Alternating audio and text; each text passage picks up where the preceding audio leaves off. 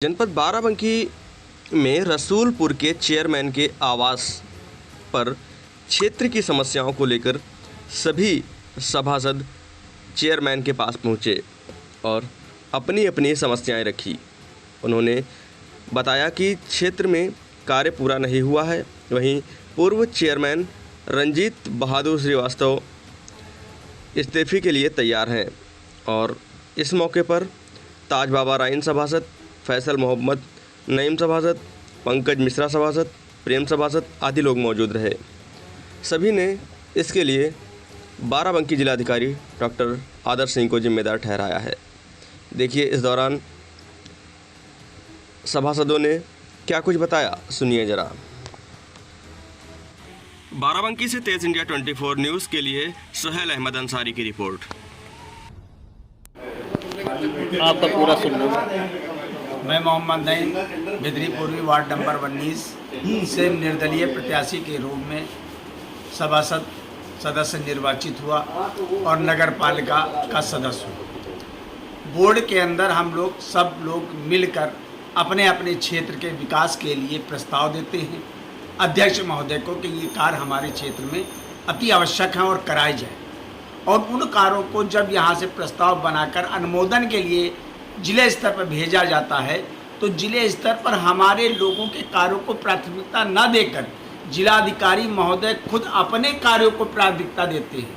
कहते हैं zebra park में 40 लाख का कार्य करा दीजिए, स्कूल बनवा दीजिए, पुलिस लाइन रोड की सड़कें बनवा दीजिए, पुलिस लाइन क्लब बनवा दीजिए।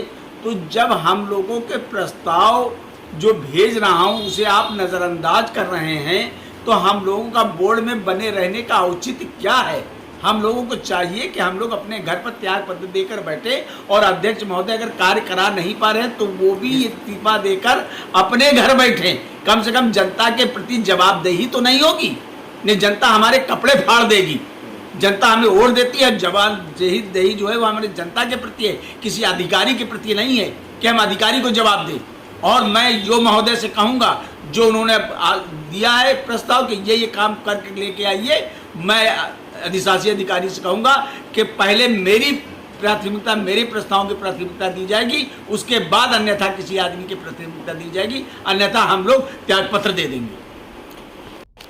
आपका पूरा शुभ नाम।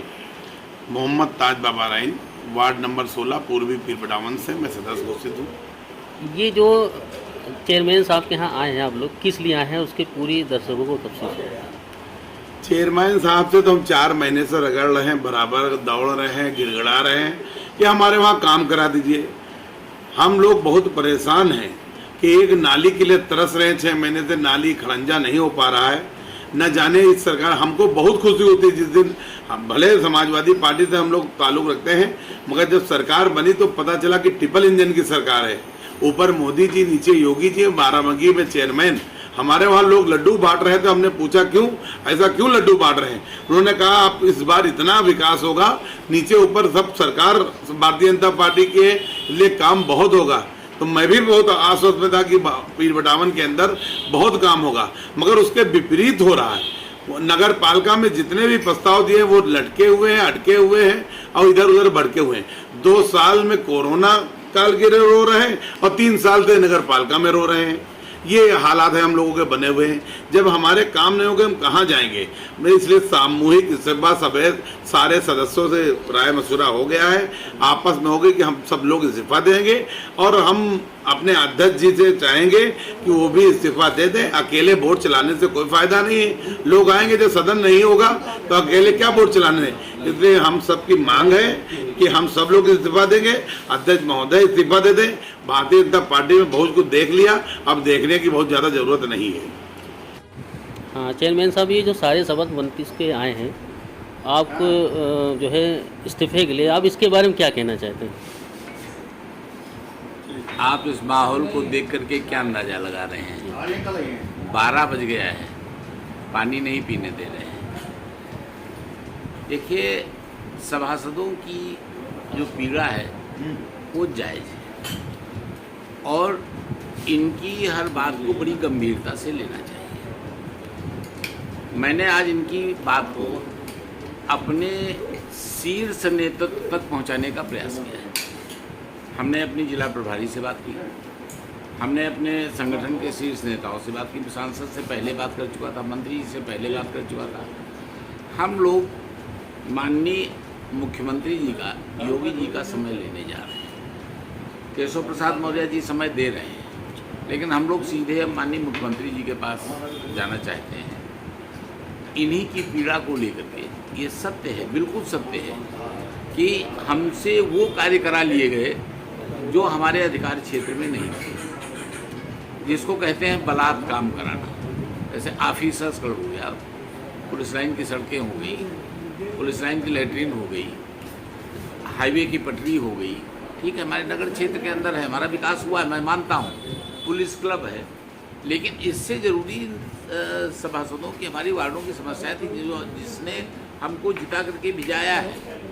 हम चुनाव लड़ते हैं जनता से, हम पुलिस से नहीं चुनाव लड़ते हैं, डीएम से चुनाव नहीं लड़ते हैं, हमारा इनसे मतलब ज़्यादा नहीं होता है। लेकिन ठीक है, आप हमारे अधिकारी हैं, हम आपके मान सम्मान की रक्षा करते हैं। अभी जीआईसी में इन्होंने हमसे इंटरलॉकिंग लगवा ली ऑडिटोरियम में, हमसे क्या लेना देना था? हमारी एक टूटी सड़क नहीं बन पा रही, आप उसकी मंजूरी नहीं दे रहे हो। तो ये पीड़ा है, ये माननीय मुख्यमंत्री जी तक ये मामला जाएगा और हम अपने नगर को कहेंगे कि कोई एक सक्षम मंत्री भेजें, हम अपने नगर को दिखाएं, हमारे सभासदों के वार्डों को देखें। ये बड़ी दिक्कत है। अब बताइए, इंजीनियर हमारा सड़क को पास कर रहा है, इंजीनियर हमारा सड़क को समझता है, जनता का प्रस्ताव आता है, सभासद हमें आगे बढ़ाता है, भेजता है आकर के, उसकी एसडीएम स्तर से पीडब्ल्यूडी स्तर सबसे जांच हो जाती है और जांच हो जाने के बाद डीएम साहब किससे जांच कराते हैं? राजस्व विभाग से। और इंजीनियर से पास हुई सड़क लेखपाल उसको फेल कर देता है आकर के। लेखपाल इतना बड़ा टेक्निकल इंजीनियर है हमारे यहाँ जिले का हो गया है इस समय कि लेखपाल कहता है ये तो सड़क बनने वाली नहीं है। ये दर्द है।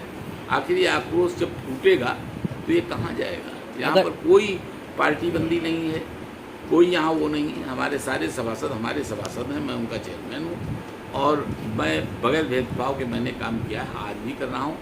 और अगर इनमें एक सभासद भी अगर इस्तीफा देगा तो रंजीत बहादुर का इस्तीफा उससे पहले